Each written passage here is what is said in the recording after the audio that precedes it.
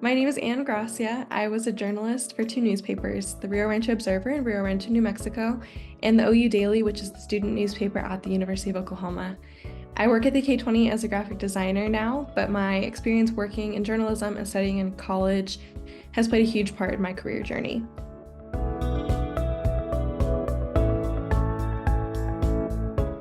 I started working at the Rio Rancho Observer in my senior year of high school.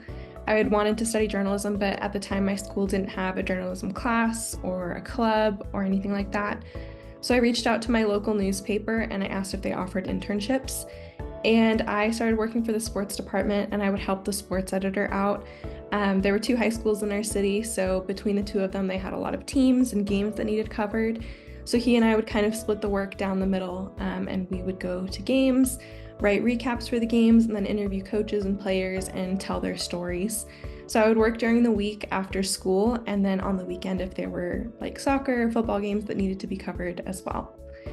The Observer is a really small newspaper, so I learned how to do a little bit of everything, from interviewing people to writing articles, correcting errors in the text, taking photos and editing them, and then creating the pages for the newspaper and getting everything ready for printing. So my experience there, I learned how to be what's called a backpack journalist, which is basically the idea of being able to do everything for publication all by yourself. So you kind of have like all the tools and the skills that you need in your little backpack, and you can just kind of do everything on your own from anywhere. So after the Rio Rancho Observer, I went to college at OU and I started working for the OU Daily. And it was a very different job than my job at the Observer because the OU Daily is a bigger publication and they have staff to kind of do everything. So instead of taking my own photos to run with my articles, I just wrote the articles, and then there were photographers, there were designers who designed the pages, there were copy editors. So everybody just kind of focused on the one task that they had rather than doing a little bit of everything. So at the Daily, I focused just on writing articles. And then after the OU Daily, I worked in public relations in the athletic department at OU.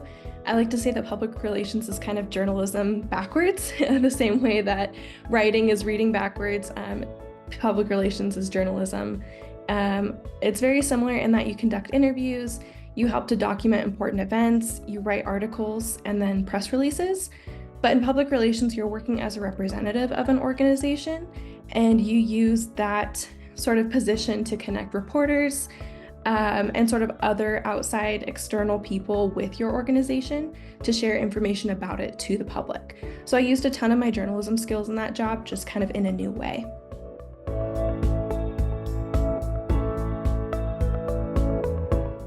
The role of the OU Daily on campus is to report the news from the perspective of a student to other students.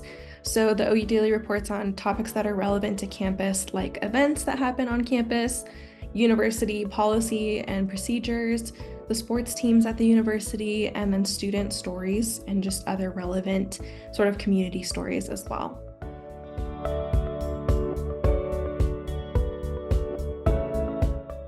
The primary responsibility of a journalist is to seek out important or interesting stories in the community and to tell them objectively and in a way that the community can understand.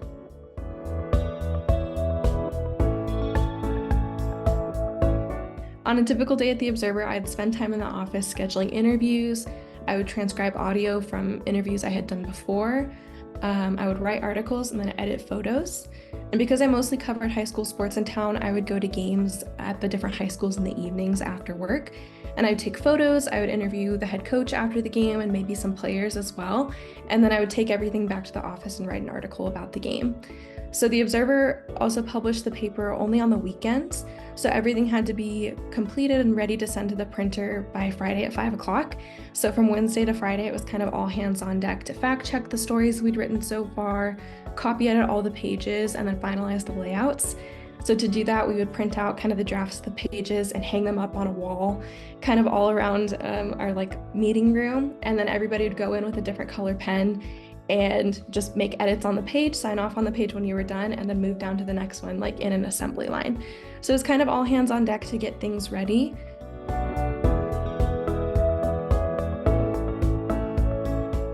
I wanted to become a journalist because I had always loved reading the newspaper and I understood its importance in my community. The Rio Rancho Observer specifically was just sort of a huge part of our community where I grew up.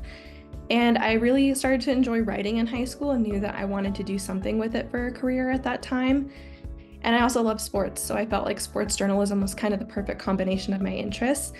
And because I had grown up playing sports in that district, I had kind of gotten to know the sports editor a little bit because he was always at our games and always kind of part of our community. So it's just kind of a natural connection and sort of a natural transition of my interests at that time.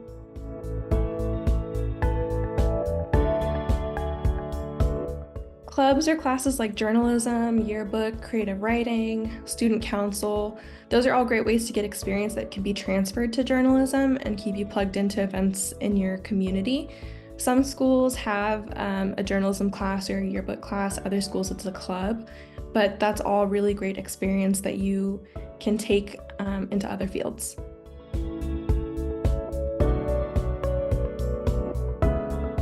The advice I'd give students who'd be interested in the career field would be to look for opportunities to gain experience, whether that's at your school in a class or a club or out in your community with your local newspaper.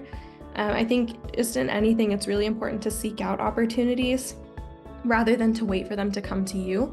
And it's never too early to start and just learn about things that you're interested in. I think in journalism, especially, confidence and tenacity are really important skills because you kind of have to have those to be able to conduct interviews and to ask difficult questions sometimes. So I think all of that really starts with just putting yourself out there and looking for opportunities to help kind of build that confidence.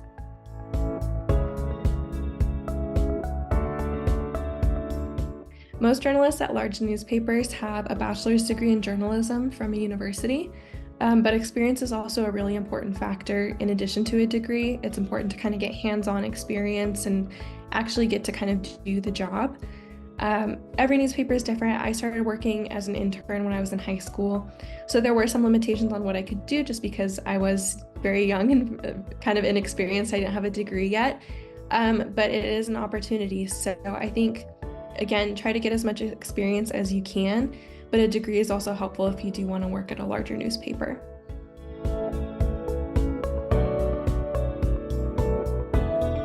If someone came to me about the Chupacabra, I would do a ton of research. So I would first want to go on the internet and learn more about the Chupacabra, the history, and kind of the significance of it.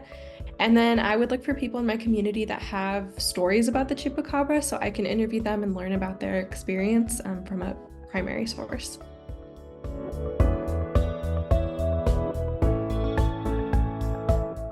It's more important now than ever for our news to be objective, and a journalism's primary responsibility is to give the facts without bias towards one side or the other.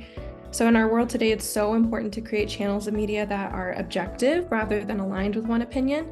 And it's equally as important for every citizen to be media literate and learn how to find news sources that are objective, and then synthesize that information with what you already know, do more research, and just form your own opinion rather than taking all the information at surface value. But that all really starts with our media, which is journalism is part of the media, and telling stories, giving news in an objective way.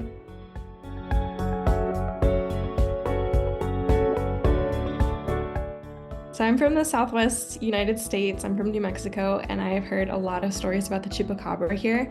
And the stories, they're a big part of our culture and kind of our tradition here. But they sort of serve as an explanation for things that can't be explained. Like if something happens, if you hear a noise in the middle of the night, if something is out of place, it's kind of like, oh, it's the Chupacabra.